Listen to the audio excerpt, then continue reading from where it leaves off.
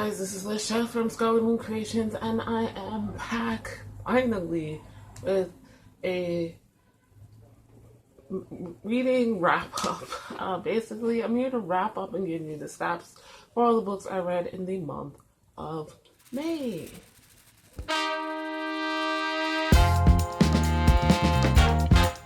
So let's quickly get through things. Disclaimers. Not new if you've been on my channel for spring and summer, but it's warm. I have my window open. I live in New York City, first floor, front facing apartment on a main street, so you may hear ambient sounds. An explanation for where I've been, not that you need it, but I'm offering. Basically in April, early April, I broke the phone that I film on. The screen is fully a touchscreen, better quality, and that is what's broken. Don't have enough to replace it or get a new phone at this point in time, so I was just like, can't do anything. I have been using this other, older, lesser quality phone for other things the past month in May, and the issue with this one is it doesn't fit. It doesn't have as much space. I can't put a bigger SD card on it because that's how old it is. It won't take a bigger one. So filming things is more difficult now. But I'm going to give this a shot and we'll see if I can bring back those bi-monthly reading wrap up. Let's talk about my reading stats for the month of May. I read a total of 11 books. One of the reasons I'm kind of sad about having been unable to film is because I've been reading great the past 2 months. So, loving it. Total pages read 1,299. Total hours listened 61.75. So that's more audiobooks than I normally do, but that's how holds worked out and that kind of thing. My average rating is a 4.0. I'm not going to talk about library books. Let's just say, with one exception, every book I read was a library book. And I read 5 owned voices books. So, for my genres, I read 1 epic or high fantasy, 1 fantasy romance, 1 low fantasy, 2 superhero fantasies, 1 contemporary romance, 2 memoirs, and 1 other. When I talk about it, I'll tell you what the other was. For my formats, I read 4 audiobooks, like who am I? 3 ebooks and 3 physical books. My audience, I read 6 adult books and 4 YA books, and there's a book, I'm not sure where to put that. So now we'll get into the various identity categories. The first is gender identity. I read 1 book with a genderqueer character and 1 book with a transgender character, main character, I should say. For racial identity, we need 2 books with Asian main characters, 3 books with Black main characters, 1 book with Latine main characters, and 4 books with white main characters. So one of my goals was to read more diversely, and I'm pushing. For sexual identity, I read 1 book with a queer main character and 1 book with a pansexual main character. As far as the authors, I read 6 books by new-to-me authors and 4 books by not new-to-me authors. I guess 5 books by not new-to-me authors. I knew what that other one is. The types of books I read: 5 were standalones and 6 were from series, and rereads 2 or 3 depending. I'll get into those in a second. The forms of books I read 6 novels, 1 novella, 2 comic books, 1 manga, and last but not least, the ratings. I read 3 4.5-star books, 5 4-star books, 3 3.5-star books. So, really good reading month for me. Now, before I start talking about the books, I just want to say I'm only going to briefly mention 4 books here in this wrap up. The books that I read for Becca's Bookopoly-thon, the 48-hour round, I talked about them in depth, and I don't want to do that again because I made the decision to keep that in that vlog video that I've already posted. So if you would like to know more about those and my in-depth thoughts beyond, the surface, then do go watch my 48-hour Bookopoly-thon vlog. So the first book I finished in the month of May was The Splendid and the Vile, a saga of Churchill, family, and defiance during the Blitz. Now, I read this over a long period of time. I was reading this all through the month of April. This was the Not a Book Club pick, I think, for March. Not a Book Club is reading nonfiction books. So the title says it all. This is a nonfiction. It's very focused on the Blitz. So basically a year. And I realized afterwards it's like going month by month. So 12 months for the most part. So at the very beginning and in the epilogue, it gives an overview of the events, immediate major historical events that happened after that period.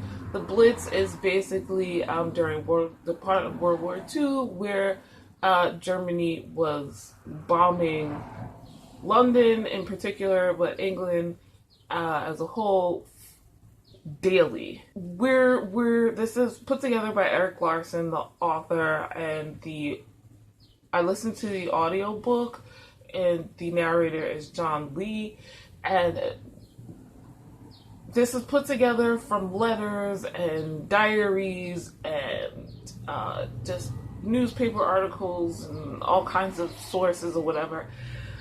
I didn't hate it, but I didn't love it, is what I can say about this. I do like history and historical things. This was a little bit too much. There was too much detail from people who were regular. You didn't always know why we were getting this person's point of view, like Mary, Churchill's daughter, and then she became more interesting and pivotal towards the end. I don't know. I didn't go into this knowing too many details about the Blitz. I knew Churchill was the Prime Minister of England at that time. I'm not a Churchill fan. I don't know a lot about him.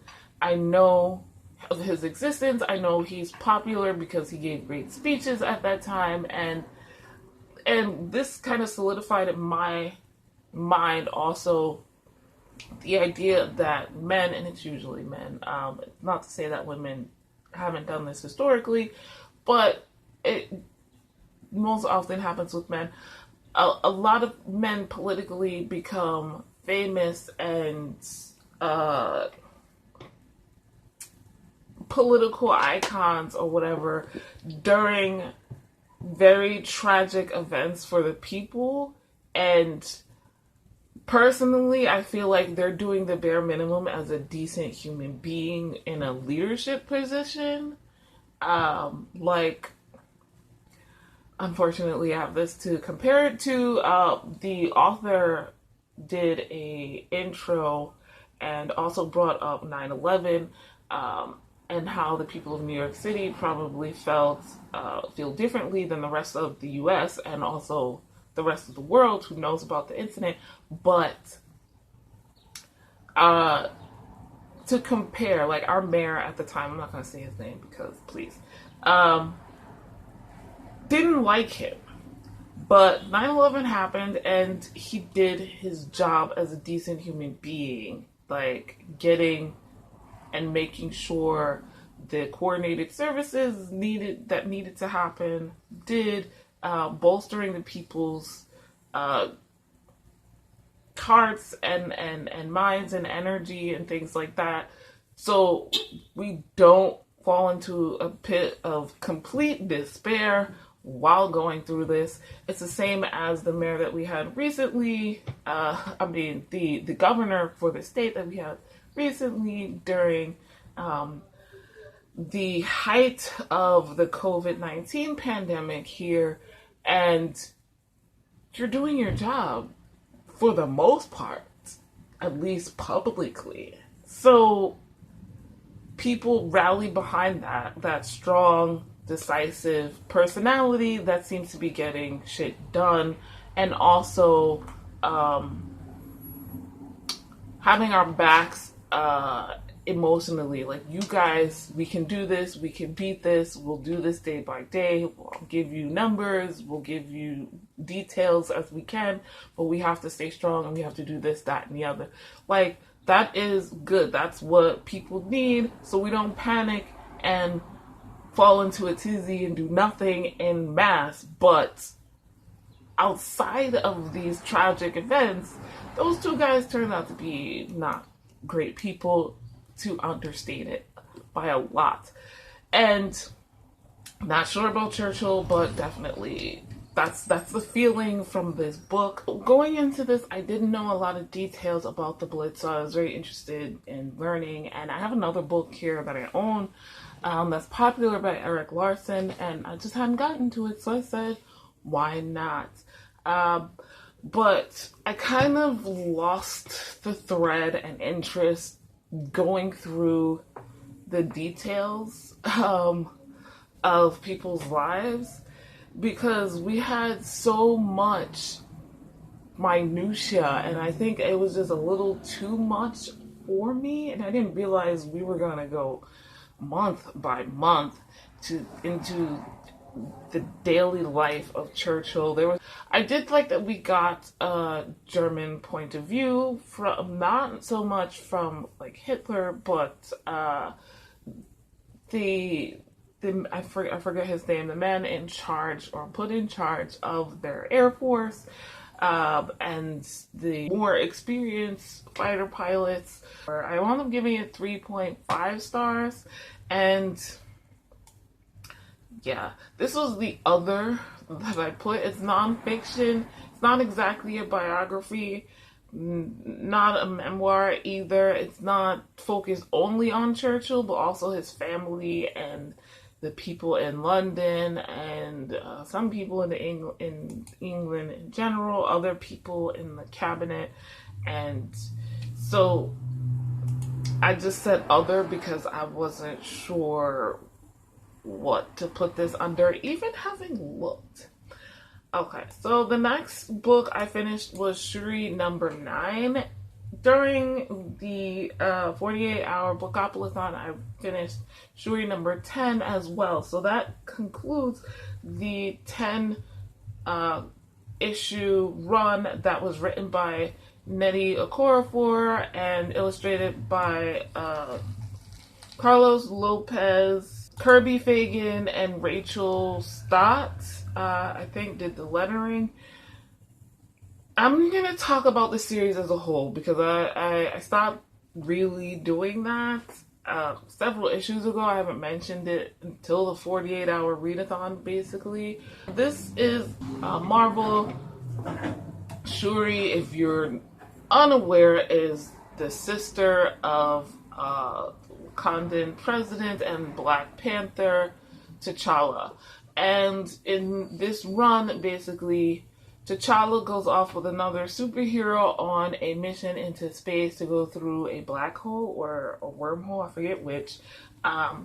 Everyone is aware of this mission. Shuri has equipped them with a ship that is supposed to be so high-tech she'll still be able to be in communication with them and know their location, but that doesn't happen. So they disappear, and Shuri is like, what the hell? Now Wakanda doesn't have a leader or a protector. Her mother immediately asks her to take up T'Challa's mantles, and Shuri's like, I don't know. What happens over the course of several issues is Shuri tries to find her brother, kind of brings back something to the planet that wreaks havoc, and she goes through several relationship discussions with various people. We have for the first several issues other superheroes not from Wakanda showing up, and that was cool. And there's some politicking and happening with other African countries and local Wakandan groups, which was interesting. I feel like halfway through, there's 2 issues where they switched the author and the art style, and I was like, why? Now, I know this happens in comics, especially like Marvel and DC, but didn't like the art style. I didn't like the story being told. In the middle, too, it's like she left Wakanda for a really ridiculous reason to me. I was like, come on. Shuri's supposed to be not only super intelligent, like a genius, but also having, the latest technology of Earth at her fingertips. Like, that's what she creates on her own or with others, but she couldn't figure out that this was not what she thought it was. I don't know. It seems like a flimsy excuse to get her to be like Spider-Man and Miss Marvel. And then the only thing I appreciated about those 2 issues was the fact that they were all roughly the same age, but her attitude in it was not. I did not like the way Shuri was acting in those 2 issues. But we got back to Nnedi Okorafor's writing and things got better again. But I was a little bit disappointed by the ending, as I already talked about. Not a bad run, but I feel like if you're going to have an author come in just for a specific story run, like 10 issues, let them do all 10 and let that be that. So that's all I have to say about those, but I'm done with that. I have a ton of other comics for Killmonger and T'Challa's Black Panther, so we shall see when I get to those.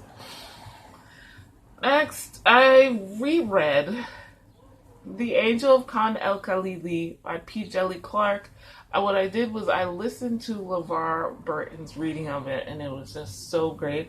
I don't have much more to say about this. This is the next part of the Dead Jinn universe by P. Djeli Clark. This, I guess, is like the second short story, and following a completely different character. We have a young woman who comes to visit an angel, and we're in 18th century Cairo, kind of this alternate history version where jinn and angels and some other beings have come through to Earth.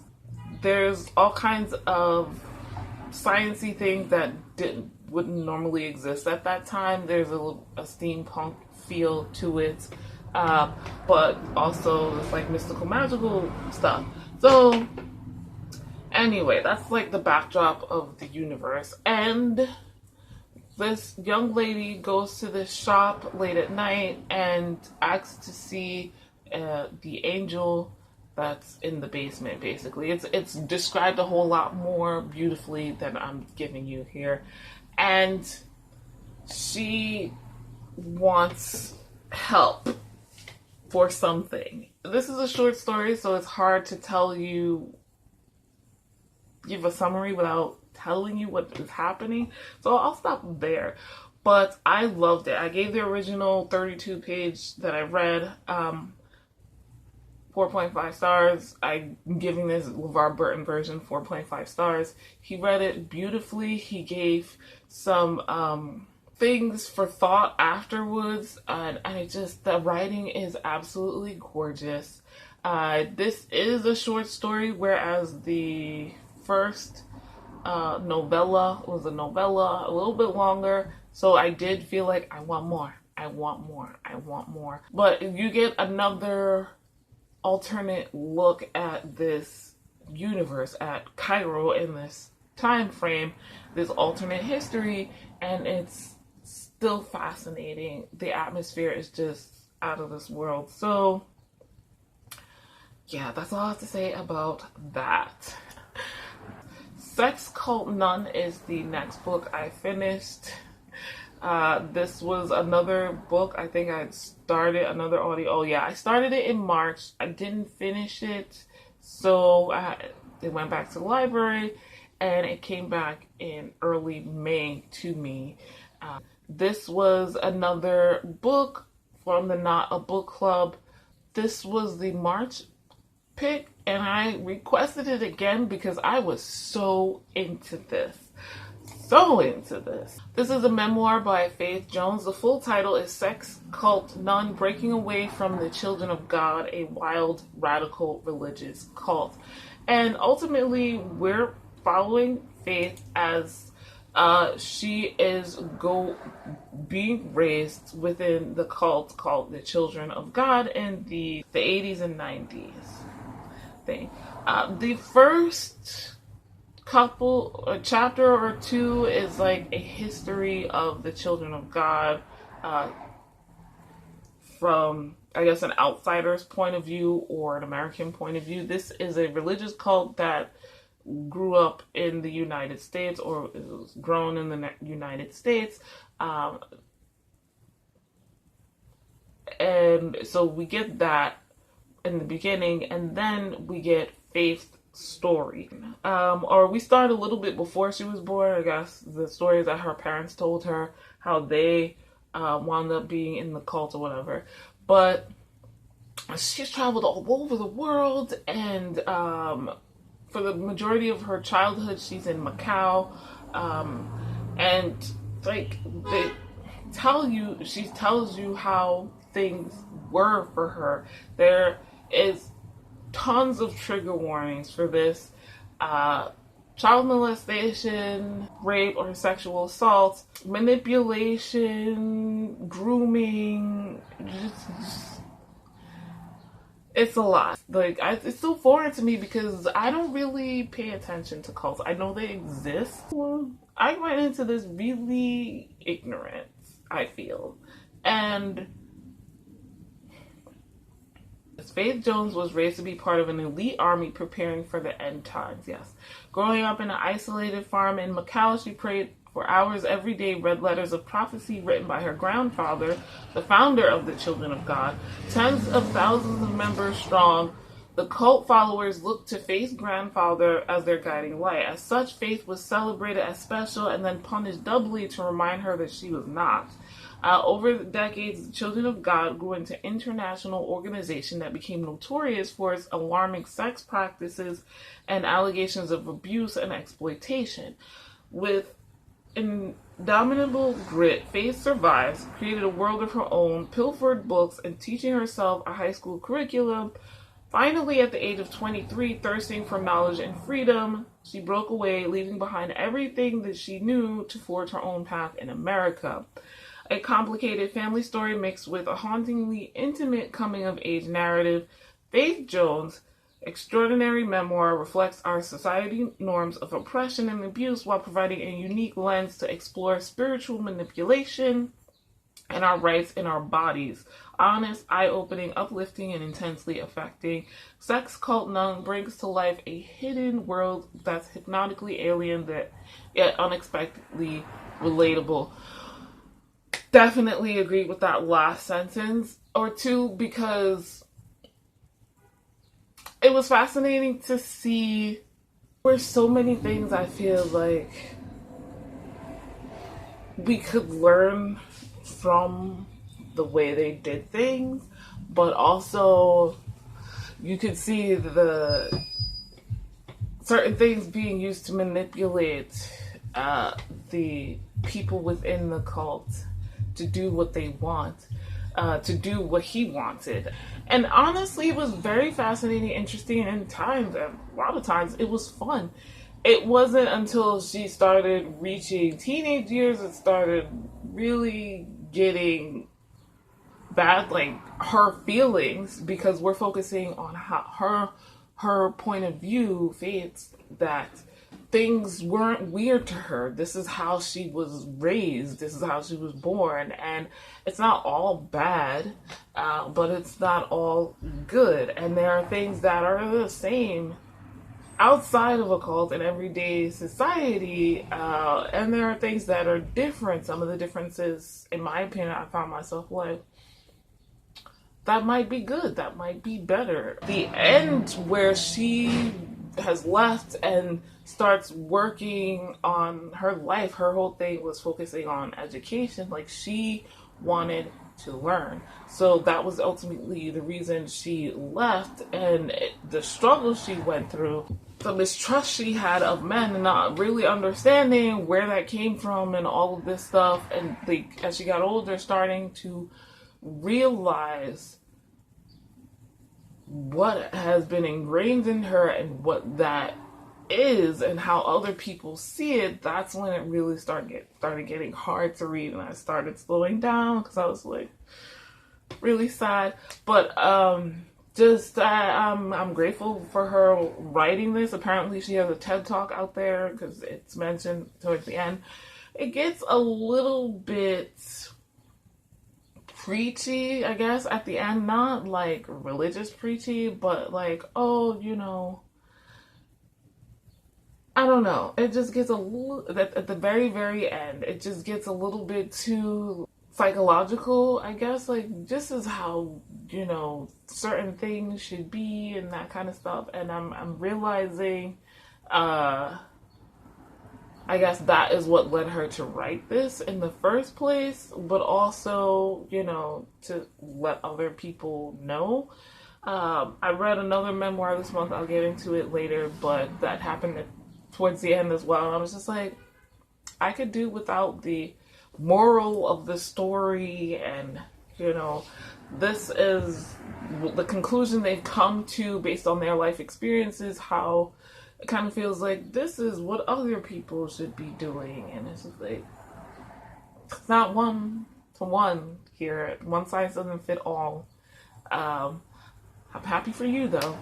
And the audio narrator was Jamie Lamchick, and I wound up giving it a 4.5 stars. Alright, the next few books I read was The Shuri number 10, The Red Threads of Fortune by Neon Yang, The Dream Hunter by Sherilyn Kenyon, and Cemetery Boys by Aiden Thomas.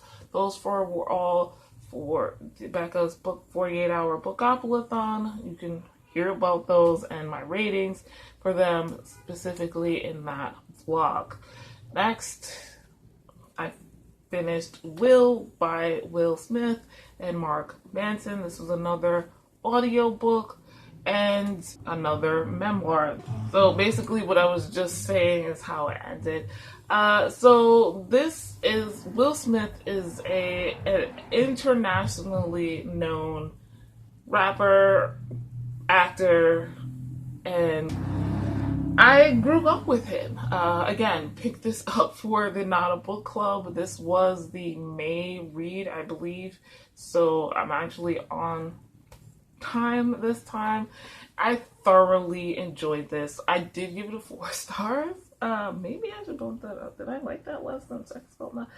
Basically, I don't even know what to say about this, because who doesn't know Will Smith?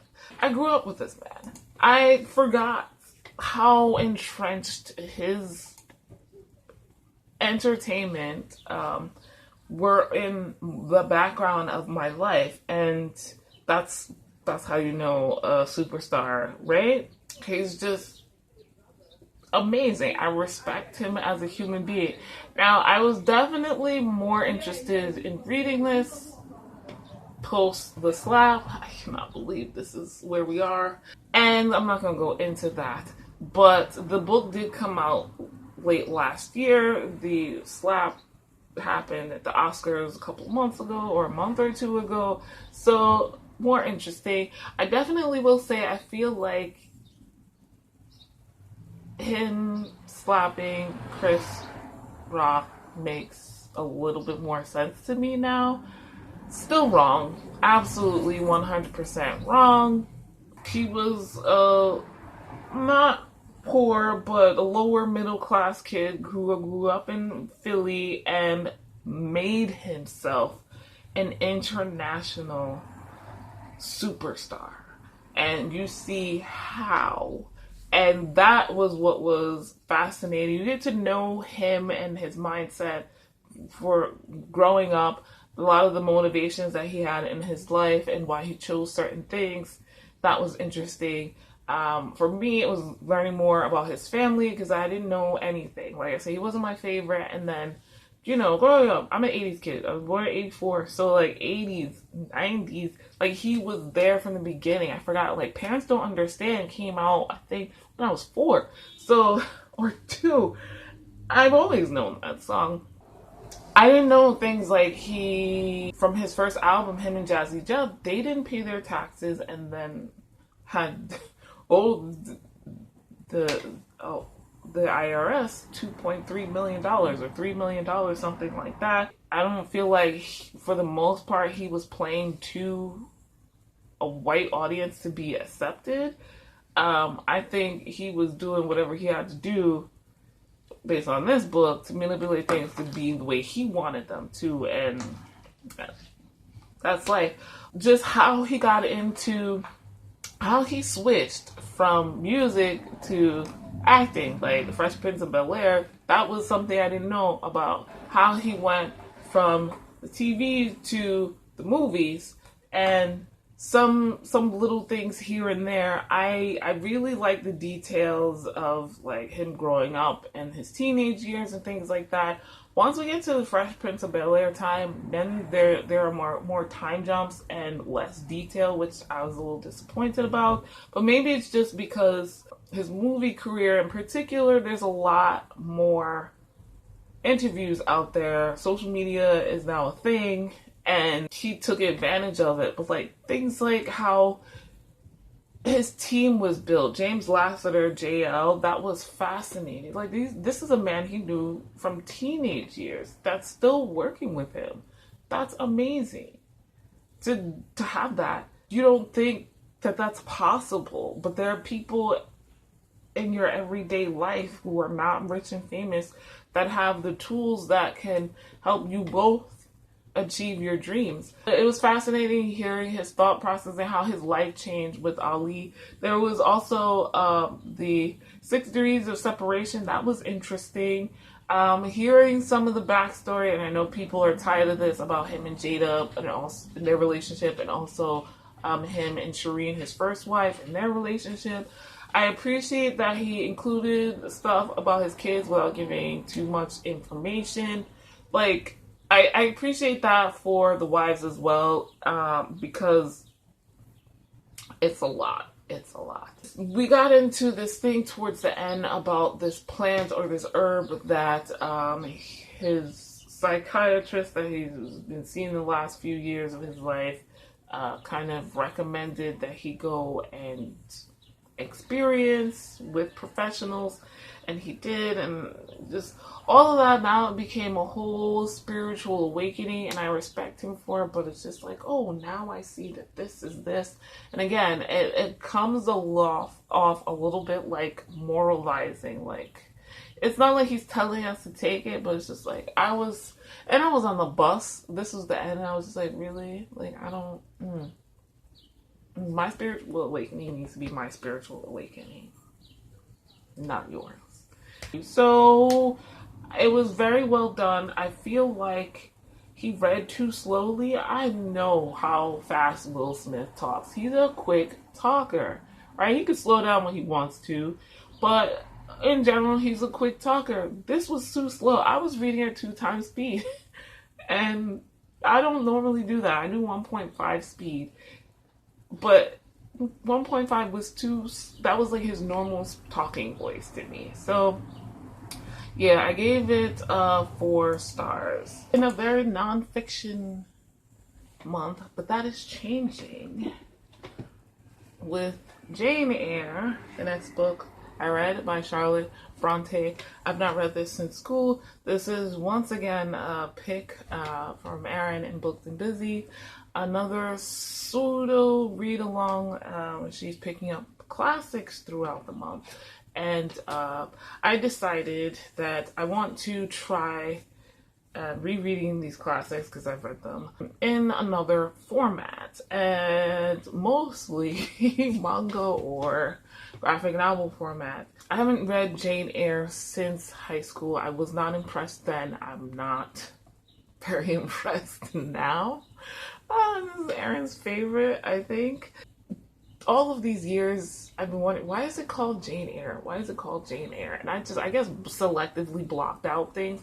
So I was like, yeah, I remember the whole love thing with Mr. Rochester. I don't remember why she was living at his house, but she was like working for him in a way. And his crazy wife was locked up in or his sick wife, whatever. His wife was locked up in the attic for reasons that were strange. Didn't really get it. And I basically blocked out the rest of this story, right? So reading this was interesting because I was like, first of all, the beginning is, her childhood. And I was like, why do I care?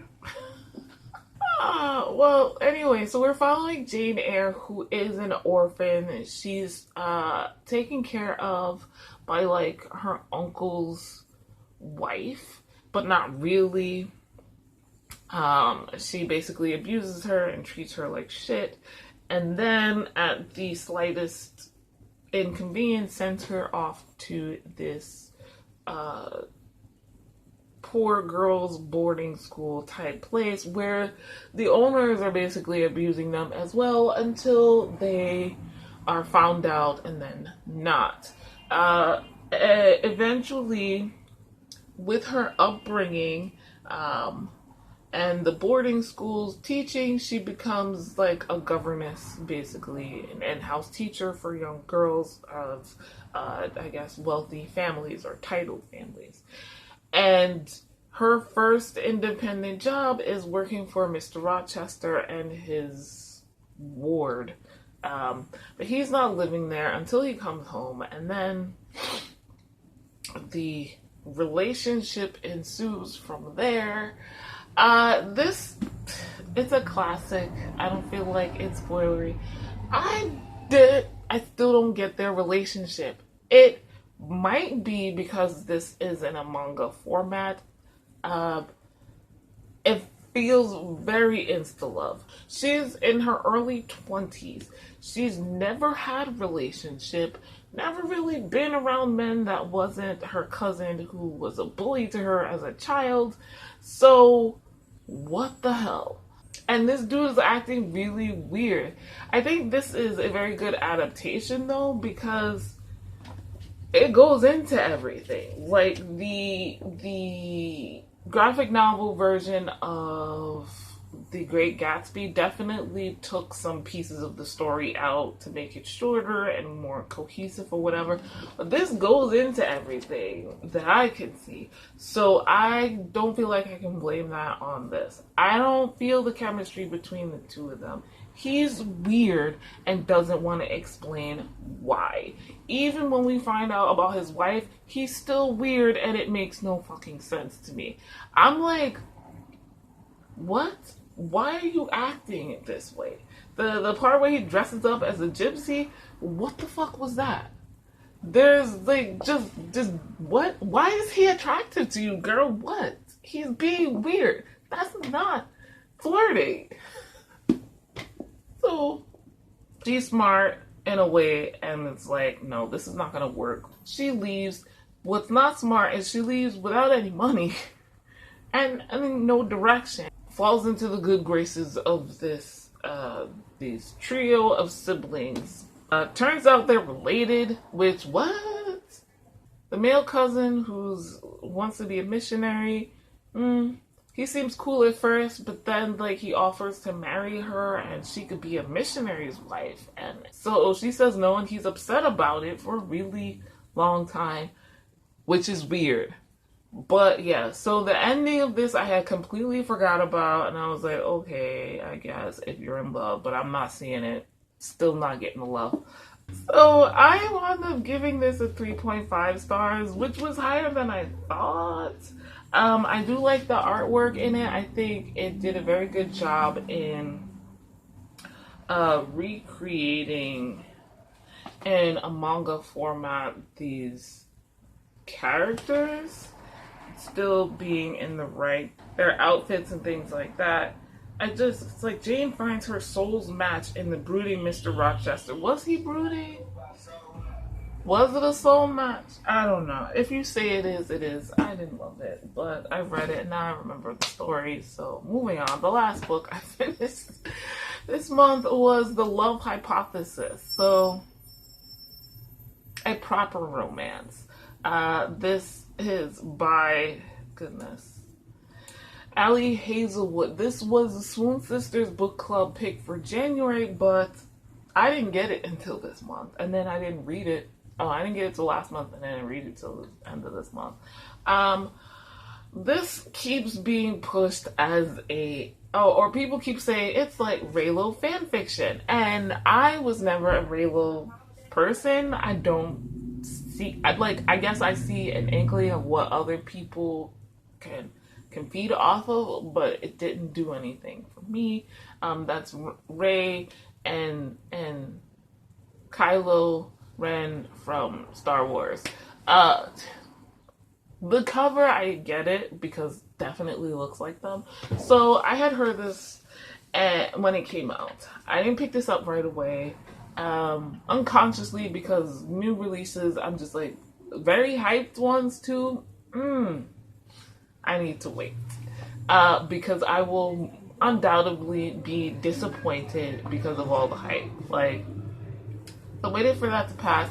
Then I recently saw someone recommending some books, and they mentioned how they mentioned the Raylo fanfiction comment, and I was just like, just got the book. I just got the book. Damn it. I'm sorry to the person who had it on hold behind me. Yeah.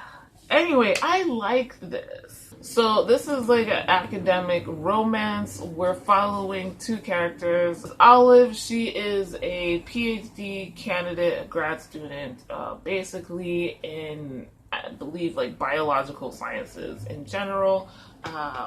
Her mother passed away from pancreatic cancer, so trigger warning, content warnings for that. Grief and that kind of thing, it comes up. She winds up fake dating one of the professors, scientists, not in her area, but because her friend is interested in a guy that Olive dated for a couple of times. And An thinks if she makes a move on this dude, Olive will be upset. But Olive doesn't really feel anything for this guy. She tried it, didn't really do anything for her. But her friend, won't believe her. Adam. See, that's the other reason for the Raylo thing, because Adam is the name of the actor who plays Kylo Ren. But anyway, the story is very cute and flirty. You feel the chemistry between the two of them. And from the beginning, it's not like a hate to love or anything like that. I think some people say Grumpy Sunshine, but I don't really feel like it is. It's close though. Adam is definitely grumpy, but I don't feel like Olive is really a sunshiny character. Like, she's not happy all the time, and she's nicer than he is. that's about it. This was a unique to me story because of the academic setting, particularly the scientific part. I am not a very scientific person, but I could follow along basically of what everybody was studying. It wasn't just a veneer of a backdrop. Like, you really felt like what everybody was going through, the other PhD candidates, the other professors and things like that, the school setting and all of that. But in a more mature way than like undergrad or high school, obviously. These are all adults. There are some really ridiculous scenes with Anne basically pushing Olive into doing things that she wouldn't normally do with her boyfriend, but it's even extra awkward because they're fake dating and they don't know each other, so there's lots of touching and things that were funny from an outsider's point of view. I think, like I said, the backdrop, the science, and all of that really solidified things. There's also LGBTQIA plus rep in this because I did not know Olive is demisexual. She doesn't say that term in the book, but she does describe it several times, and she doesn't get any kind of sexual attraction or even really romantic attraction to guys or girls. I think she is heterosexual though. She doesn't get any attraction to men unless she knows them and for a long time and has a camaraderie with them. And even then, it's not every time, every guy that happens with. So yeah, she talks about that like 2 or 3 times throughout the book. So definitely the rep in there. And there is one sex scene. It was a nice, very well done, very sexy. I'd say it's a steamy sex scene, but it's one. So I wouldn't say this is a steamy book. There is some mutual pining. There's the stupid miscommunication. And I'm just like, you guys, really? Right? So there's a little bit of silly miscommunication, but not too much. I appreciate what also grounded this and made it more solidly likable was the issue. There's a harassment and an attempt at sexual assault. If somebody attempts to steal her work, it fits. Also, the discussions about women in STEM and the difficulties and sticking together and all of that stuff, like it just grounded it more in reality, making this a very contemporary, very modern book that I enjoyed very much. I liked Adam as a person. He wasn't just a caricature of this grumpy man. He wasn't mean for no reason. He could use some more tact, but it is what it is. Like, his character as well as Olive's, though we stayed in her point of view, was three-dimensional. He was like a real person, and I appreciated that. Same with the secondary and tertiary characters. So I wound up giving this, what did I give this book? A 4.5. I really enjoyed it, and I'm glad because I'm in a romance mood and continuing the romances. Like this video if you like this, subscribe if you are new, hit the notification bell so you know when a new video is coming. Links in the description to all of my social media as well as my Goodreads and Storygraph if you like to follow me anywhere else. And a link to my Etsy shop where I make all natural bath and body products as well as give readings with tarot and oracle cards. Thank you guys as always so much for watching, and I'll see you in the next video. Bye!